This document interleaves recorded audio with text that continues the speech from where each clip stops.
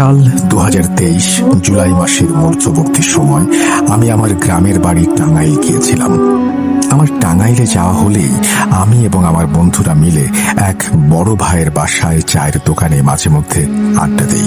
আর টাঙ্গাইলে থাকাকালীন প্রতি শুক্রবার রাতে সেই বড় ভাইয়ের চায়ের দোকানে বসে সাউন্ড বক্সে ভূত.com সবাই মিলে উপভোগ করি। এইবারও তার ব্যতিক্রম হয়নি।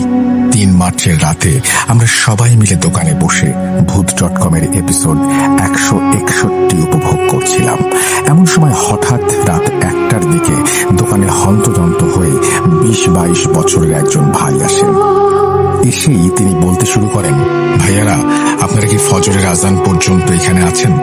যদি ফজরের আজান পর্যন্ত আপনারা এখানে থাকেন, আপনারা যদি কিছু মনে না করেন, তাহলে আপনাদের সাথে বসতে পারি। আমি টাঙ্গাইল সদর থেকে এসেছিলাম, আপনাদের 1 গ্রাম সামনে হরিপুরে। এখন কোনো গাড়ি পাচ্ছি না, আর হরিপুর থেকে এই পর্যন্ত আমি হেঁটে হেঁটে এসেছি। আসার পথে আমি প্রচন্ড সমস্যার সম্মুখীন হয়েছি। তাই আমি আজ রাতটা যদি আপনাদের সাথে এখানে বসে বসে কাটাতে পারতাম, তাহলে খুবই উপকার হতো আমার। ভাই, না হলে ওরা আমার অনেক বড় ক্ষতি করে ফেলবে। আর এসব কথা শুনে আমরা তাকে বসতে বলি এবং জিজ্ঞেস করি কেন তিনি হরিপুরে এসেছিলেন এবং কারা তার অনেক বড় ক্ষতি করে ফেলতে চায়, তার আসার পথে কি কি সমস্যা হয়েছে। এরপর তিনি বলতে শুরু করেন, ভাই, আমি মোহাম্মদ রবিন আহমেদ। আমার বড় ভাইয়ের একটা সমস্যার জন্য এখানে একজন কবিরাজের কাছে এসেছিলাম। আমার বড় ভাই একজন ব্ল্যাক ম্যাজিশিয়ান ছিলেন। তিনি প্রায় 13 বছর যাবৎ ব্ল্যাক ম্যাজিক ছেড়ে দিয়েছেন। ব্ল্যাক ম্যাজিক ছেড়ে দেওয়ার পর থেকেই শুরু হয় তার জীবনের এক কঠিন পরীক্ষা। আমরা আমাদের সবকিছু হারিয়েছি আমার বড় ভাইয়ের এই পাপের জন্য। এই বলে সেই ভাই কান্নায় ভেঙে পড়েন। কিছুক্ষণ পর তিনি স্বাভাবিক হলে আমি তাকে জিজ্ঞেস করি, ভাই, আপনি যদি কিছু মনে না করেন, তাহলে আপনার বড় ভাইয়ের সম্পূর্ণ ঘটনাটি কি বলবেন? আমি ভূত.com লিখে পাঠাবো। সকল মানুষের এই ব্ল্যাক ম্যাজিকের ভয়ানক পরিণতি সম্পর্কে জানা অনেক দরকার। আপনার বড় ভাইয়ের ঘটনা শুনে অনেকেই এই ভয়ানক পাপ কাজ থেকে সতর্ক হতে পারবেন। আমার এসব কথায় তিনি বলতে শুরু করেন, ভাই, আমাকে ক্ষমা করবেন। আমার বড় ভাই কিভাবে ব্ল্যাক ম্যাজিশিয়ান হয়েছেন এই বিষয়ে আমার কিছুই জানা নেই। ঘটনাটির পরিপূর্ণ অংশ আমি জানি না। কিছু কিছু বিষয় আমি জানি। সম্পূর্ণ ঘটনা শুধুমাত্র আমার বড় ভাই জানেন। আর আমার বড় ভাইয়ের অনুমতি ছাড়া আমি আপনাকে কিছুই বলতে পারবো না। কারণ আমি জেনে শুনে আপনাকে বিপদে ফেলতে পারবো না। আমি এ যাবৎ যে হুজুর কবিরাজকে আমার ভাইয়ের বিষয়ে বলেছি, তারা সবাই আমাকে এর কোনো সমাধান দিতে পারবেন না বলে জানিয়েছেন। এমনকি তারা প্রত্যেকে আমাকে বলেছেন এবং আমার বড় ভাইও আমাকে বলেছেন আমি যেন এই বিষয়ে কোনো অপরিচিত কাউকে কোনো কিছু না জানাই। তাহলে আমি যাকে জানাবো তারও নাকি অনেক বড় বিপদ হতে পারে। আমি আমার বড় ভাইকে গিয়ে এই বিষয়টি জানাবো। তিনি যদি আপনাকে সম্পূর্ণ ঘটনা বলতে রাজি হন, তাহলে আপনি তার কাছে সম্পূর্ণ ঘটনা শুনে নিন। আপনার ফোন নাম্বারটি দিন আমাকে, আমি আমার ফোনে সেভ করে নিচ্ছি। আমি আপনাকে ফোন করে জানাবো। এরপর আমি তাকে আমার নাম্বার দিই। দেখতে দেখতে ফজরের আজান হয়ে যায়। এরপর আমরা সবাই মিলে তাকে বাস স্ট্যান্ডে পৌঁছে দিয়ে আসি। সে চলে যায় বাসায়। যাই হোক, এরপর অতিবাহিত হয় 4 দিন। আমি রবিন ভাইয়ের কথা প্রায় ভুলেই গিয়েছিলাম। এমন সময় রবিন ভাইয়ের সাথে দেখা হওয়ার ঠিক 5ম দিন, অর্থাৎ আমার ফোনে সকাল 11টা নাগাদ একটি কল আসে।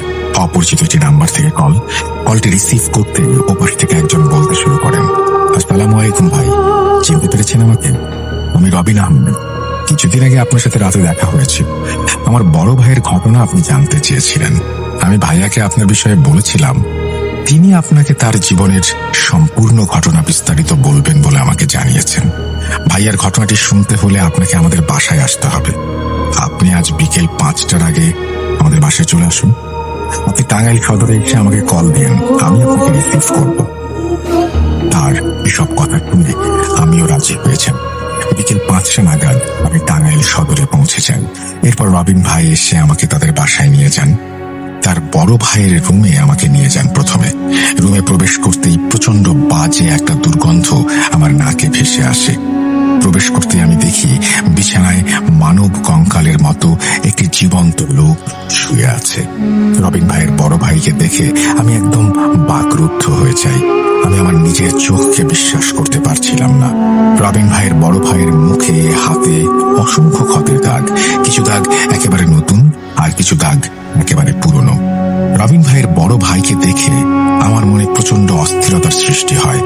আমাকে রুমে প্রবেশ করতে দেখে সে বিছানায় উঠে বসে এবং বলে, কি ছোট ভাই, ভয় পাচ্ছ? ভয়ের কিছু নেই। আমার এমন দেহ, আমার এমন পরিস্থিতির জন্য আমি নিজেই দায়ী। খোদার সাথে যে ব্যক্তি শিরক করেছে তাকে সবসময় কঠিন শাস্তি পেতে হয়েছে। আমার ছোট ভাই আমাকে তোমার কথা বলেছে। আমি মানুষকে আমার জীবন কাহিনী জানাতে চাই, কালো জাদু চর্চার ভয়ানক পরিণতি সম্পর্কে জানাতে চাই। এর জন্য আজ তোমাকে ডেকে নিয়ে এসেছি। আমার জীবনের ঘটনা শুনে যদি একটি মানুষ এই ভয়ানক পাপ কাজ করা বা করানো থেকে সতর্ক হয়, এতে আমি মানসিক শান্তি পাব।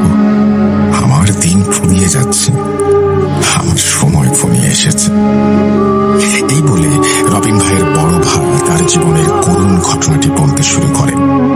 প্রিয় লিসেনার্স, রবিন ভাইয়ের বড় ভাইয়ের বলা সেই ঘটনা আপনারা মনে রাখবেন।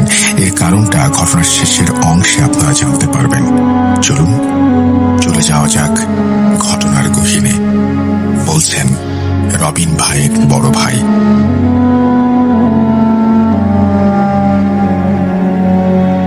সাল 1985।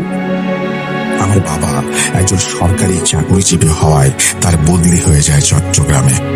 বাবার বদলি হওয়ায় আমরা সপরিবারে টাঙ্গাইল ছেড়ে চলে আসি চট্টগ্রামে। চট্টগ্রামে এসে আমি নতুন একটি স্কুলের 10ম শ্রেণীতে ভর্তি হই। বেশ ভালোভাবেই আমার একটি দুইটি করে দিন কেটে যেতে থাকে। ছোটবেলার থেকে আমার একটি অভ্যেস, আমি মানুষের সাথে খুব কম মিশতে পছন্দ করতাম। একাকী থাকাটাই আমি বেশি উপভোগ করতাম। সেজন্য আমার ক্লাসে আমি সবসময় একাই বসতাম।